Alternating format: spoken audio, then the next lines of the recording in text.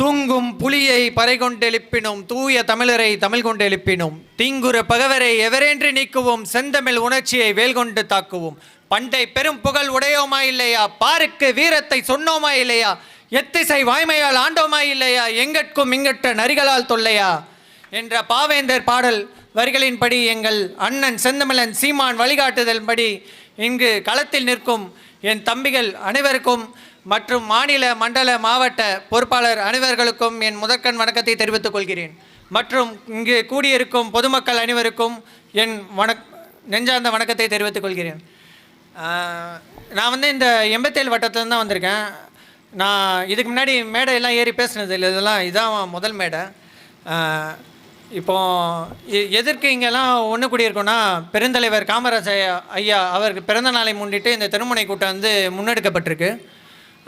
ஐயா வந்து முதலமைச்சராக இருந்தபோது அவர் பண்ண சாதனையை பற்றி 1-2 சொல்ல இருக்கிறேன்.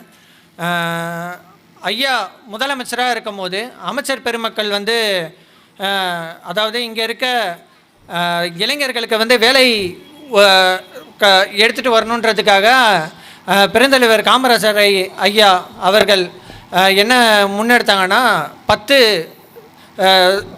சக்கரை ஆலையை வந்து எடுத்துகிட்டு வரணுன்னு இங்கே இது பண்ணாங்க. அப்போ வந்து ஜாப்பனீஸ் மிஸ்டிபிஷி அந்த நிறுவனத்திலிருந்து அங்கே வந்து ஒப்பந்தம் போட்டு இங்கே பேசுகிறாங்க. அப்போ காமராஜர் ஐயா கிட்ட வந்து என்ன சொல்கிறாங்கன்னா, இந்த மாதிரி ஐயா இந்த ஒரு தொழிற்சாலை கட்டணுன்னா உங்களுக்கு வந்து 10% தள்ளுபடி உங்களுக்கு வந்து பண்ணித்தரும் அப்படின்ற மாதிரி ஐயா கிட்ட வந்து சொல்கிறாங்க. அதே மாதிரி 10 தொழிற்சாலை அப்போனா நீங்கள் பார்த்துக்கோங்க, அதில் வந்து 10 தொழிற்சாலைனா அதில் வந்து 100% தள்ளுபடி வந்து வருது. அப்போ அந்த காலகட்டத்தில் இருந்த நம்ம ஐயா வந்து மக்களுக்காகவே மட்டும் யோசித்து பண்ண ஒரே இது என்ன, நல்ல திட்டத்தை கொண்டு வரணுன்றதுக்காக அந்த 10 தொழிற்சாலை சர்க்கரை ஆலையை கொண்டு வந்ததும் 11ஆவதாக ஒரு தொழிற்சாலையை வந்து அந்த இடத்துல வந்து கொண்டு வந்ததான் நாமக்கல்லில் இருக்க மோகனூர் சர்க்கரை ஆலை. இப்படிப்பட்ட தலைவர்கள் முன்னாடி இது பண்ணுற இந்த ஆட்சி அமைப்பை இப்போ நடந்துகிட்ருக்க ஆட்சி உங்களுக்கெல்லாம் எப்படி இருக்கும் என்ன ஏதுன்னெலாம் எனக்கு தெரியாது.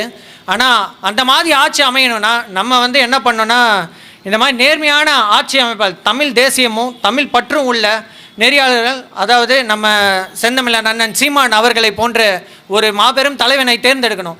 அதுக்காக இந்த 2026 சட்டமன்ற தேர்தலில் உங்கள் பெரும்பாலான எல்லா வாக்குகளையும் அண்ணனுக்கு அந்த விவசாய சின்னத்தில் வாக்களிக்குமாறு நான் கேட்டுக்கிறேன். ஃபஸ்ட்டு அனைத்து உறவுகளுக்கும் நான் நன்றி செலுத்துகிறேன். இங்கே வந்து கலந்துக்கிட்டதுக்கு என் மனமார்ந்த நன்றி.